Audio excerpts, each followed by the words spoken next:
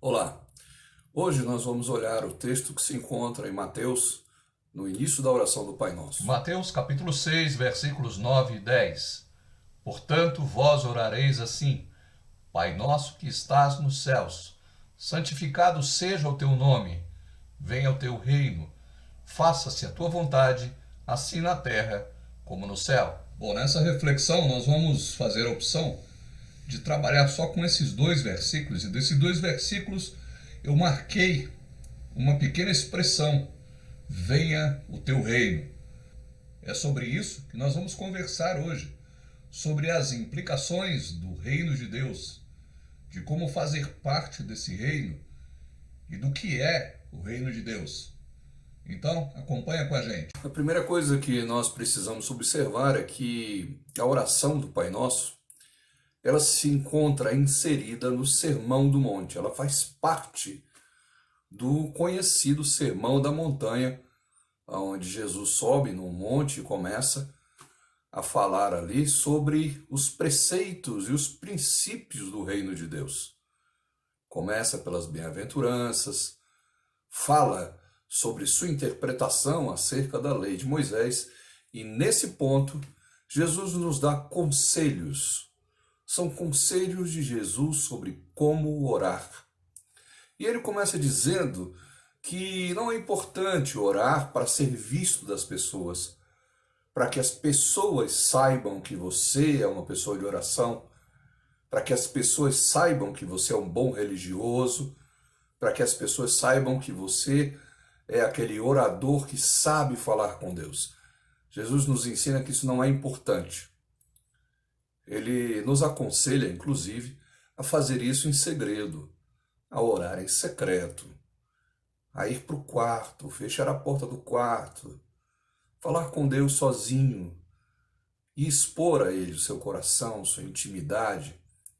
Jesus também nos ensina a não usar repetições vazias, mantras, rezas e coisas que se repetem e que não têm uma essência espiritual verdadeira. Ele também nos diz que Deus conhece as nossas necessidades antes que nós peçamos. Antes da oração, Deus já sabe daquilo que precisamos. E estabelece, então, a oração não como um agente que move o braço de Deus, não como uma ação que faz com que Deus haja. Deus está ali parado, sabe das suas necessidades e só vai atender quando você orar. Ele não seria Deus, seria um tirano nos modelos em que nós temos aqui na Terra. Mas ele estabelece a oração como um momento de relacionamento pai e filho. Por isso que ele inicia a oração, não mais chamando Deus de Adonai, como os judeus o chamam, ou de Yahvé, mas chamando Deus de Pai. E sem perder de vista que a ênfase desse texto, de todo o Sermão do Monte, e inclusive dessa oração, é o reino de Deus, eu gostaria de pontuar, de observar algumas coisas sobre o reino de Deus.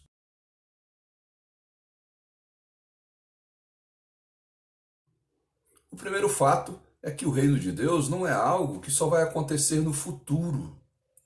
Não é algo que começa depois da morte de todas as pessoas e então vem o reino de Deus. Porque se fosse assim, toda a ética cristã seria inútil. Seria inútil ser cristão. Bastávamos nos arrepender quando chegasse próximo do momento da nossa morte, do fim da vida, e, antes disso, vivermos a vida como bem quisermos e entendermos. O que há é uma pequena confusão entre a manifestação gloriosa do reino de Deus e o seu início espiritual. A vinda do reino de Deus, para mim, Deus reinando em minha vida, esse é o início do reino de Deus. E não a sua manifestação gloriosa quando Cristo há de vir com poder e glória entre as nuvens, assim como ele foi visto subir, ele também descerá. E essa é a manifestação gloriosa. Mas eu quero falar, é na incidência, é na ação do reino de Deus sobre nossas vidas.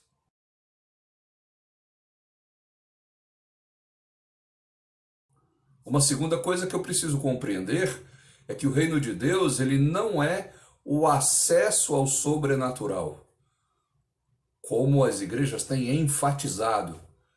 Têm esquecido do principal, que é a cruz, e têm enfatizado o que é secundário, o que é consequência do reino de Deus. Mas o reino de Deus, ele não é libertação somente. Expulsar demônios, livrar as pessoas de suas perturbações, de suas opressões. O reino de Deus não é só milagre. O reino de Deus não é só cura. E não é batalha espiritual, onde temos que constantemente estar vigilantes à ação do demônio, porque não temos proteção nenhuma se não estivermos envolvidos nessa batalha. O reino de Deus é muito maior e é extremamente maior do que isso. Igrejas que têm enfatizado libertação, cura, milagre, batalha, essas igrejas não têm compreendido que antes de tudo isso, e ao invés de tudo isso, é preciso um relacionamento de submissão ao reino, aonde eu aprendo a ser cidadão do reino de Deus.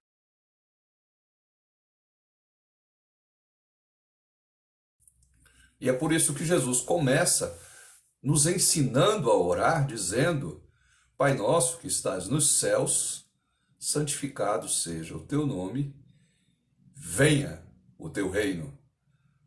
Que o teu reino venha sobre nós, sobre mim, sobre você, e que a vontade de Deus seja feita aqui na terra, exatamente da mesma maneira que ela é feita no céu. Sem contraposição, sem discussão, sem oposição, sem revolta, sem desobediência. Jesus nos ensina a orar, começando a oração por glorificar o Pai e por nos submetermos ao seu reino, insistindo em que a vontade de Deus na minha vida seja feita na terra exatamente como ela é feita nos céus.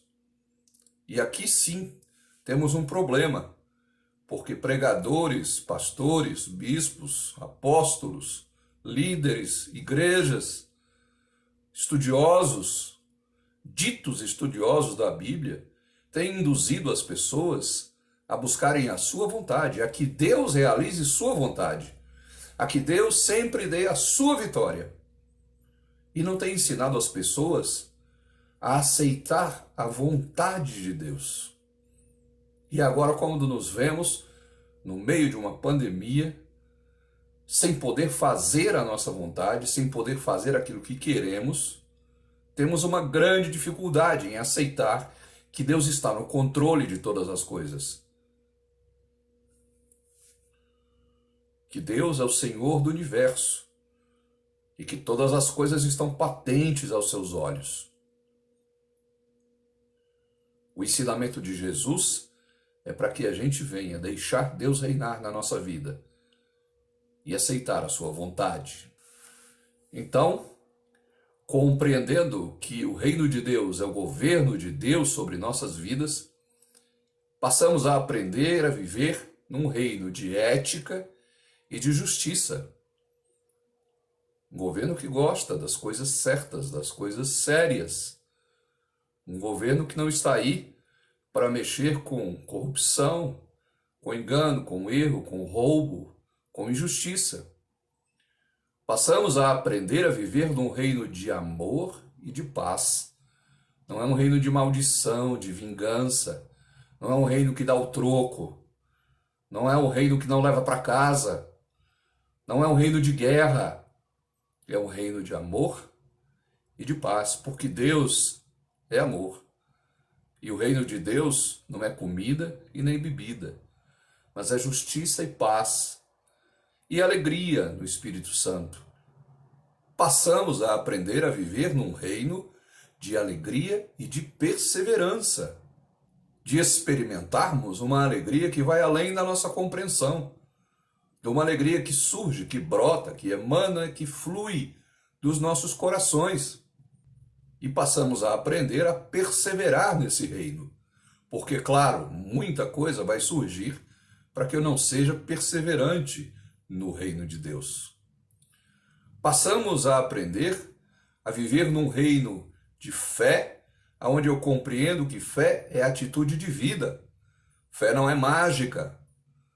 Fé não é cruzar os braços e esperar que as coisas caiam do céu sobre a minha cabeça.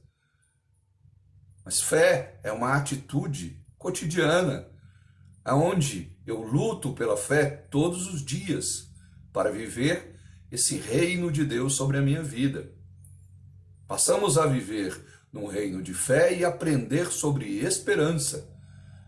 A esperança, aí sim, da manifestação gloriosa desse reino e de estarmos presencialmente, corporeamente, com Cristo, no seu reino, na sua festa, nas suas bodas. Então, eu compreendo que o reino de Deus ele é estabelecido aos homens pelo advento do nascimento e vida de Cristo, dos seus ensinamentos, do seu exemplo. É a primeira vinda de Cristo que estabelece o advento do reino e que tem o seu ponto central na crucificação. O ponto central deste reino é a cruz de Cristo e a sua ressurreição dentre os mortos, porque isso é o que nos propicia a fazer parte desse reino. Sem isso, não há como fazer parte do reino de Deus. Não há como dizer, venha o teu reino e seja feita a sua vontade sobre minha vida, porque simplesmente eu não participo dele. E assim eu começo a entender que este reino está dentro de nós. Jesus disse que ele não viria com visível aparência, que não daria para dizer, olha o reino de Deus ali, olha o reino de Deus acolá, olha o reino de Deus aqui, porque ele está dentro de nós, porque ele está em nós. E entendendo assim, nos submetendo ao reinado de Deus sobre as nossas vidas, compreendemos que o que Deus tem para nós são pensamentos de paz. São pensamentos não de mal, mas pensamentos que vão nos dar aquilo que desejamos, que é estarmos com o nosso Rei. Então eu quero dizer a você que só há uma maneira de entrar nesse reino. Quando lemos João capítulo 3, versículo 3, ali está escrito que quem não nascer de novo não pode ver o reino de Deus. E o novo nascimento é algo que você obtém na salvação, olhando para a cruz, crendo que os seus erros, o seu fardo, o seu pecado foi levado por Cristo na cruz do Calvário e ele morreu para pagar por eles. E quando você crê nisto, você passa pelo novo nascimento e se torna uma nova pessoa. Agora, integrante, participante do reino, é transferido do império das trevas, transportado para o reino do Filho. Esse é o meu desejo para você, que você possa dizer com propriedade, venha o teu reino sobre mim, e que seja feita a tua vontade, assim na terra como nos céus.